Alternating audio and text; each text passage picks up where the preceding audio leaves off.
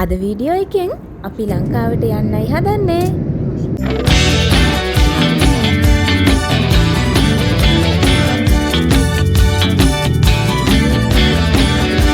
Hi, welcome back to my YouTube channel. ඔන්න ඉතින් අවුරුදු 3ක් තිස්සේ බලාගෙන හිටපු ඒ ලස්සන දවසේ තමයි අද. හැම දෙයකටම කලින් බුදුන් වැඳලා ආශිර්වාදේ අරගෙන අපි දැන් ලංකාවට එන්න පිටත් වෙන්න තමයි හදන්නේ. මේ තියෙන්නේ මගේ පැල ටික. මං ඒවට වතුර වැටෙන විදිහට බෝතල් ටිකකුත් තිබ්බා. හැබැයි ඉතින් අපි මාසෙකට වැඩි කාලයක් ගෙදර නැහැනේ. එයාලටත් බායි කියලා අපි දෙන්න දැන් රෙඩි වෙලා ගෙදරින් පිටත් වෙන්න තමයි හදන්නේ. අපි ලංකාවට ගෙනියන්න ගත්ත දේවල් සහ ලැගේජස් පැක් කරපු විදිහ ගැන වීඩියෝ එකක් මං කලින් අප්ලෝඩ් කරලා තියෙනවා. බැලුවේ නැත්තම් ගිහින් බලන්න.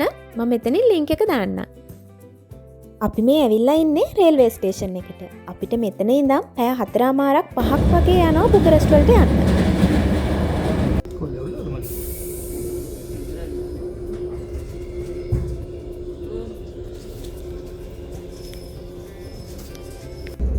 කලින් ට්‍රේන් එකේ බුකරෙස්ට් වලට ඇවිල්ලා අපිට එතන ඉඳන් එයාපෝට් ට්‍රේන් එකේ විනාඩි 20ක විතර දුරක් තියෙනවා.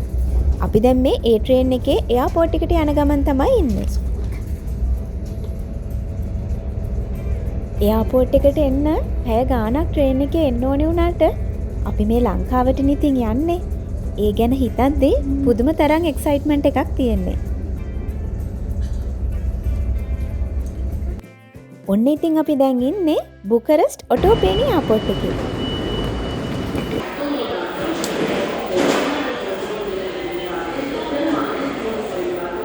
ඩියුටි ෆ්‍රී ගිහිල්ලා ඉමිග්‍රේෂන් ක්ලියර් කරගෙන අපි දැන් ෆ්ලයිට් එකට නගිනවා. කටාර් එයාර්වේස් එකේ තමයි අපි අද ලංකාවට එන්නේ. මම දැන් ඔයාලට කියන්නම් අපි එයා ටිකට්ස් දාගත්තේ කොහොමද කියලා. කටාර් එයාර්වේස් ඇප් එක through අපිම තමයි ටිකට්ස් බුක් කරගත්තේ. අපි දෙන්නගෙම ටිකට්ස් වලට යුරෝ 2100ක වගේ ගාණක් තමයි ගියේ. මොකද අපි කිලෝ 10ක එක්ස්ට්‍රා ලැගේජ් එකකුත් දාගත්තා. එතකොට අපේ මේල් ලැගේජ් දෙකේ කිලෝ 30 තිබුණා. ඊට අමතරව එක්ස්ට්‍රා ලැගේජ් එක කිලෝ 10යි. හෑන්ඩ් ලැගේජ් දෙක කිලෝ 7 තිබුණා. ඊටත් අමතරව විශේෂම දේ තමයි අපිට ආපහු එනකොට ලංකාවේ ඉඳන් ආපහු රුමේනියාවට එනකොටත් දෝහාවල ට්‍රාන්සිට් එකක් තිබුණා පැය 10ක 13ක වගේ. ඒ නිසා අපි දෝහා එයාපෝට් එකේ අල්මහා ලෝන්ජ් එක බුක් කරා. ඒකටත් එක්කම තමයි මේ ප්‍රයිස් එක ගියේ. ලෝන්ච් එකේ පොඩි වීඩියෝ ක්ලිප්ස් ටිකක් තියෙනවා අපි ආපහු රුමේනියාවට එනකොට ගත්ත. මම ඒ ටික වෙනම වීඩියෝ එකකින් ඔයාලට පෙන්නන්නම්. දැන් අපි එහෙනම් රුමේනියාවට පුංචි කාලයකට බයි කියලා අපේ ලංකාවට පිටත් වෙන්න තමයි හදන්නේ. මේක අපි දෙන්නම එකට ෆ්ලයි කරන පළවෙනි අවස්ථාව. ඉතින් ඒ හේතුව හින්දා මට අද හරිම විශේෂයි.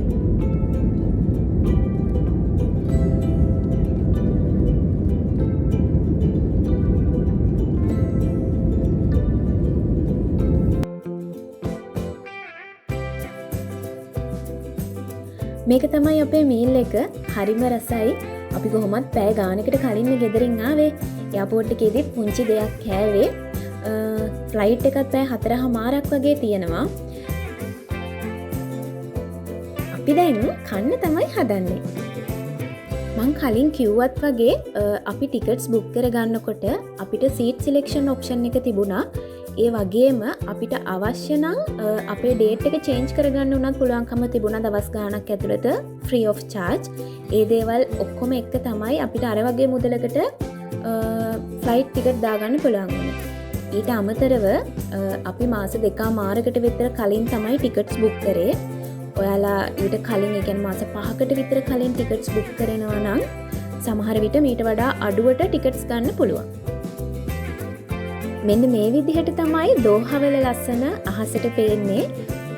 හරිම ලස්සන view එකක් තමයි තියෙන්නේ. ඔයාලට පේනවද දන්නේ නැහැ ෆ්ලයිට් එකේ හෙවණැල්ල. ඒක වීඩියෝ එකට කැප්චර් වෙලා තියෙනවා. පුදුම තරම් ලස්සනයි.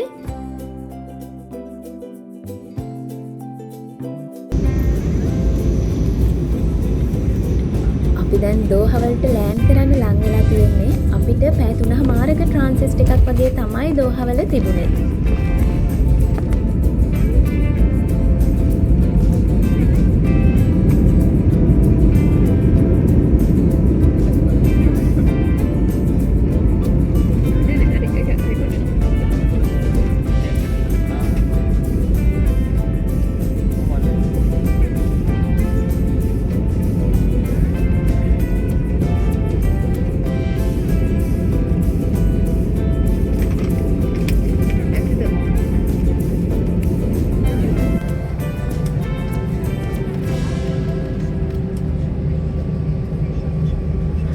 Welcome to Doha, the state of Qatar, your gateway to the world.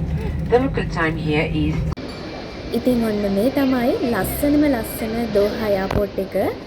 මං කලින් කිව්වත් වගේ අපිට පැය 3මාරක් වගේ තිබුණේ. ඉතින් වැඩි වෙලාවක් නෑ. අපි ගේට් එකත් හොයාගෙන ඊට පස්සේ මොනවා හරි කන්න තමයි යන්නේ.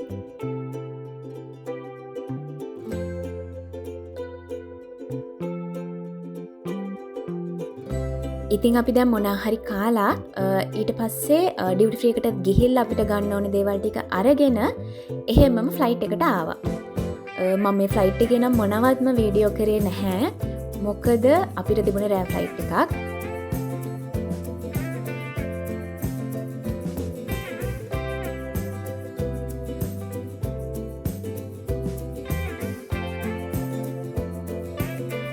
දෝහා ඉඳන් පැය 4:00මාරකට විතර පස්සේ අපි ලංකාවට සේෆ්ලි ලෑන්ඩ් කරා. දැන් අපි එයාපෝට් එකේ ඉන්නේ. හස්බන්ඩ්ගේ ගෙදර හැමෝම ඇවිල්ලා හිටියා එයාපෝට් එකට අපිව ගන්න. ගෙවල් දෙකෙන්ම අපි ලංකාවට එන දවස දැනගෙන හිටියට අපේ ගෙදර කට්ටිය දැනගෙන හිටියේ නැහැ අපි අපේ ගෙදර එන්නේ කවද්ද කියලා. මොකද හස්බන්ඩ්ගේ මමා ඉන්නේ ලංකාවේ එහා කොනේ මෙහා කොනේ. ඒ හින්දා මං එයාලට කිව්වේ සතියක් විතර හස්බන්ඩ්ලා ගෙදර ඉඳලා තමයි ගෙදර එන්නේ කියලා. මට පුදුම උවමනාවක් තිබුණා යාළුවව සර්ප්‍රයිස් කරන්න.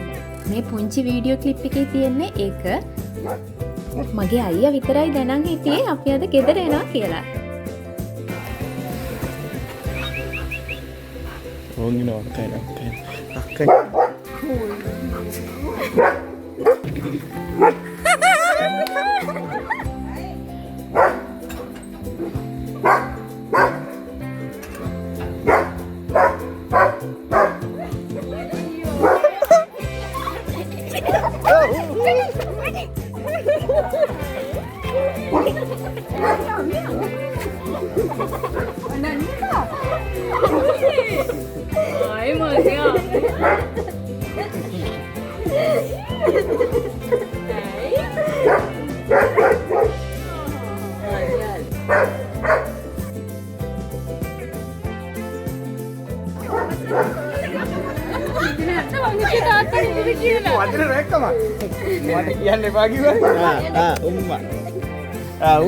ෆයිනලි මං කොහොම හරි යාළුවව සර්ප්‍රයිස් කරා.